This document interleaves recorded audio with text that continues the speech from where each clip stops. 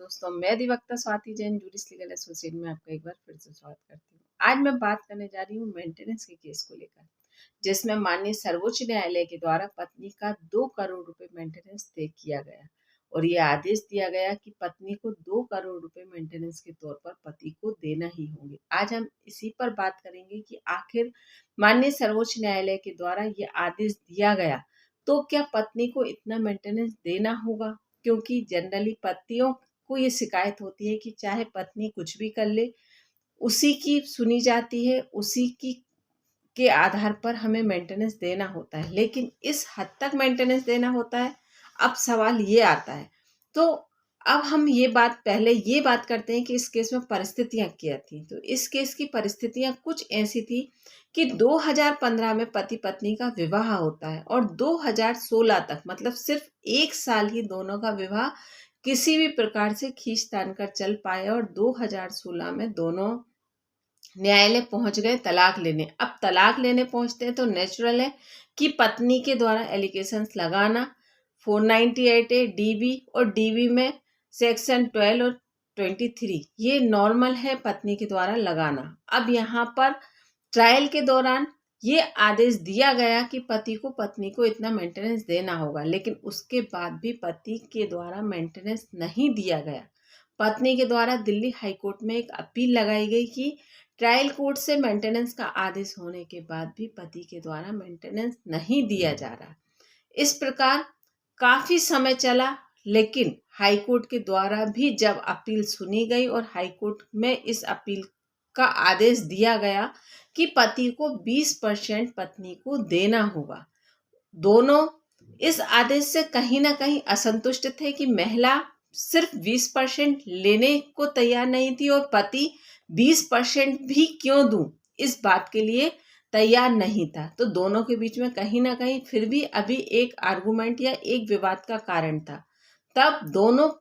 ने पहल की, माननीय सर्वोच्च न्यायालय की तरफ अपना रुख किया और दोनों ने अपनी तरफ से अपील लगाई और दोनों ने अपना एक पक्ष रखा कि आखिर इतना भी क्यों या इतना ही क्यों, इस बात पर विवाद रखा गया और इस तरफ से अपील लगाई गई। अब माननीय सर्वोच्च न्यायालय के समक्ष ये बात थी कि पहले तो प्रयास यही होता है कि पति पत्नी के विवाद में कैसे भी कर अगर चीजें सुलझ सकती हैं या कैसे भी उनका परिवार बच सकता है, तो प्रयास यही होता है कि कैसे भी कर उस चीज को सॉर्ट आउट कर दिया जाए और एक वैवाहिक जीवन चल सकता है तो चले। तो यहाँ पर केस की परिस्थितियों को देखने में ये परिस्थितियां सामने आई कि जब पति पत्नी विवाह के बाद सिर्फ और सिर्फ 1 साल ही साथ रहे हैं, इनके बीच में ऐसी कोई भी कंडीशन नजर नहीं आ रही जिसमें इनसे ये कहा जाए कि आप अपने वैवाहिक जीवन की स्थापना एक बार और कर देखिए या एक छोटा सा प्रयास और कर देखिए। तब ये परिस्थितियां किसी भी प्रकार से निर्मित होने की स्थिति में नहीं लगी। तब माननीय सर्वोच्च न्यायालय के द्वारा उन्हें तलाक की डिक्री देने का निर्णय लिया गया। लेकिन अब बात आती है कि अगर तलाक की डिक्री दी जाएगी तो वो किस आधार पर और उसके बाद मेंटेनेंस कितना तय होना चाहिए। तो अब मेंटेनेंस की बात अगर हम करें तो मेंटेनेंस की बात अक्सर यही होती है कि मेंटेनेंस किस आधार पर डिसाइड किया जाएगा। तो आज हम पहले इस पर भी इस पर भी डिस्कशन करते हैं कि मेंटेनेंस किस आधार पर दिया जाता है।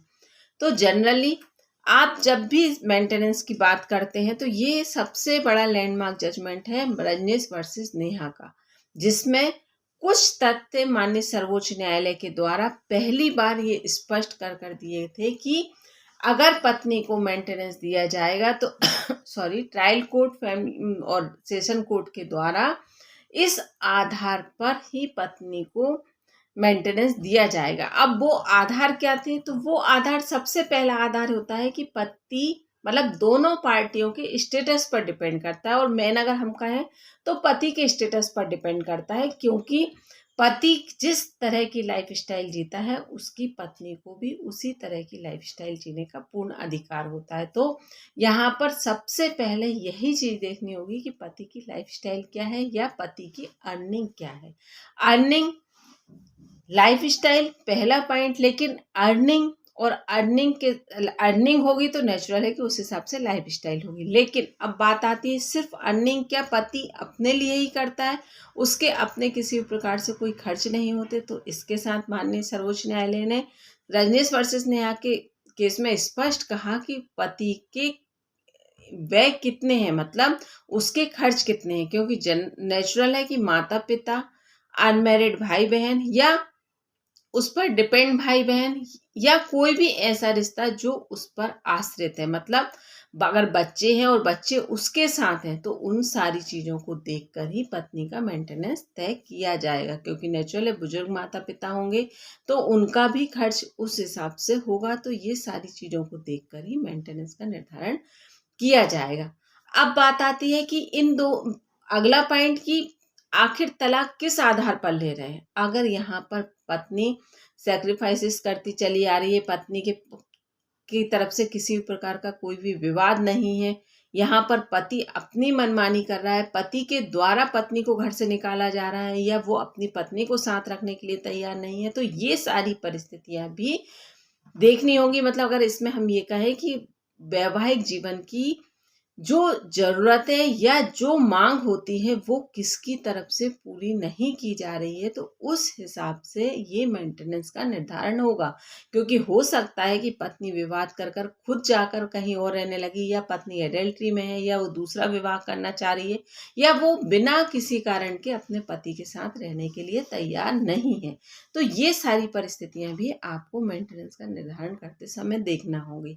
अब बात आती है अगली, तो यहाँ पर पत्नी के पास इनकम के सोर्सेस तो नहीं है, पत्नी के पास कोई संपत्ति तो नहीं है, या पति या पत्नी के साथ में रहने के दौरान पति के द्वारा कोई एफडी पत्नी के नाम तो नहीं की गई, ज्वाइंट में कोई एफडी तो नहीं है, पति या पत्नी ने मिलकर कोई संपत्ति तो नहीं खरीदी है। तो ये सारी चीजें भी आपको देखनी होगी। साथ ही आपको ये भी देखना होगा कि पत्नी एजुकेटेड कितनी है, पत्नी जॉब कर सकती है नहीं कर सकती, या पहले जॉब करती थी उसने यहाँ केस किया और यहाँ जॉब छोड़कर बैठ गई। तो ये सारी चीज़ें आपको देखनी होंगी और इसका सबसे बेस्ट तरीका होगा कि आपको पत्नी का इनकम एफिडेविट, बैंक अकाउंट की डिटेल आपको न्यायालय के समक्ष मंगाकर इन सारी चीज़ों को देखना होगा, तभी मेंटेनेंस का निर्धारण करना। तो अब हम आते हैं पॉइंट पर कि आखिर यहाँ पति को 2 करोड़ रुपए देने का आदेश क्यों दिया गया। तो इस केस में परिस्थितियां ऐसी थी कि जहां पर पति एक अच्छी खासी मल्टीनेशनल बैंक के वाइस प्रेसिडेंट थे, उनकी मंथली इनकम थी 8 लाख रुपए, और साथ ही यहाँ पर पत्नी भी एक एचआर ग्रुप में थी कि पत्नी एचआर ग्रुप की हेड थी, उनकी भी इनकम थी 1.5 लाख रुपए। लेकिन फिर भी पति की अगर हम एवरेज आय मतलब मासिक आय निकालें पति की, तो करीब करीब 1 करोड़ रुपए होती है। तो यहाँ पर पति के स्टेटस के अकॉर्डिंग पत्नी के स्टेटस को मेंटेन करते हुए न्यायालय के द्वारा ये आदेश दिया गया कि आपको कम से कम इतना मेंटेनेंस तो देना होगा। जबकि पत्नी के द्वारा यहाँ मेंटेनेंस जो एलिमनी की मांग की जा रही थी, एक मुश्त राशि की मांग की जा रही थी, पत्नी ने यहाँ पर 8 करोड़ रुपीस की मांग की थी। लेकिन न्यायालय के द्वारा ये कहा गया कि नहीं, आपकी अपनी अर्निंग के भी सोर्सेस हैं, आप खुद अर्न करती हो, उसके अकॉर्डिंग पति यहाँ पर 2 करोड़ देता है तो वो सफिशिएंट है। इससे ज़्यादा किसी भी प्रकार से मेंटेनेंस के तो वो एलिमनी के तौर पर आपको राशि नहीं दी जा सकती। तो यहाँ पर माननीय सर्वोच्च न्यायालय ने अपने विशेष पावर का उपयोग करते हुए, क्योंकि जब ये माननीय सर्वोच्च न्यायालय के पास विशेष पावर होता है कि अगर रिश्ता ऐसी परिस्थिति में है कि किसी भी प्रकार से चलने की स्थिति में नहीं होता, तो माननीय सर्वोच्च न्यायालय के द्वारा तलाक की डिक्री दी जा सकती है। तो यहाँ पर माननीय सर्वोच्च न्यायालय के द्वारा तलाक की डिक्री दी गई और ये 2 करोड़ रुपए की राशि का मेंटेनेंस का आदेश भी दिया गया है कि पति को इतनी राशि देनी होगी। तो यहाँ पर दोनों इस बात को एग्री हुए और दोनों को यहाँ पर तलाक भी मिला, मेंटेनेंस की राशि भी तय हुई। और यहाँ पर इस बात पर विशेष तवज्जो दीजिएगा कि रजनीश वर्सेस नेहा की गाइडलाइन जो 2014 में दी गई थी उसको पूरा ध्यान में रखकर उसको फॉलो करते हुए इस केस का जजमेंट